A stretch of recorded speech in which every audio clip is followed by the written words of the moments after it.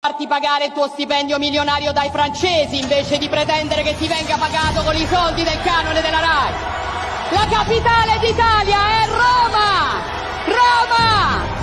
È Roma la capitale d'Italia e vi dico di più, Roma dovrebbe essere la capitale dell'Unione Europea e voglio portare questa rivendicazione nel Parlamento Europeo perché la capitale dell'Unione Europea non può এনাকে আপনারা অনেকে হয়তো জানেন। বর্তমান social মিডিয়াতে সারা বিশ্বে সবচেয়ে বহু চর্চিত মহিলা ইনি হলেন ইটালিয়ান প্রথম মহিলা প্রধানমন্ত্রী জর্জিয়া মেলোনি। সম্প্রতি ইরান আমেরিকার যুদ্ধের আমেরিকার প্রেসিডেন্ট ডোনাল্ড ট্রাম্প যুদ্ধের জন্য এনাকে আহ্বান করেছিলেন। তিনি তা সরাসরি উপেক্ষা করেন। তিনি বলেছেন যে তিনি একজন মহিলা এবং অবশ্যই একজন মা। তিনি নির্দোষ শিশুদের হত্যাকারীদের কখনো সঙ্গ দিতে পারেন না।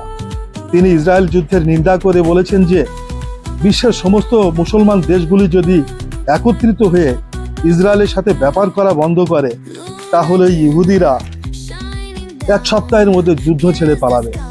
জর্জিয়া মেলোনি একটি সরকারি কার্যক্রমের জন্য যাচ্ছিলেন।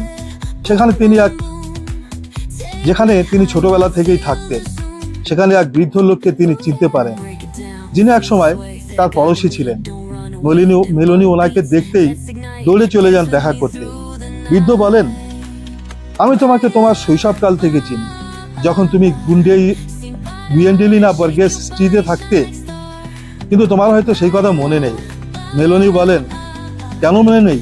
আমার সবকিছু মনে আছে, তাই তো আমি তোমার সঙ্গে দেখা করতে দৌড়ে এলাম। জর্জিয়া মেলোনি বর্তমান পৃথিবীতে মানবতার প্রতি সহানুভূতিশীল একজন ইটালিয়ান প্রধানমন্ত্রী, যিনি বারবার সারা বিশ্বকে অহিংসা এবং যুদ্ধবিরোধিতার কথা বলেন।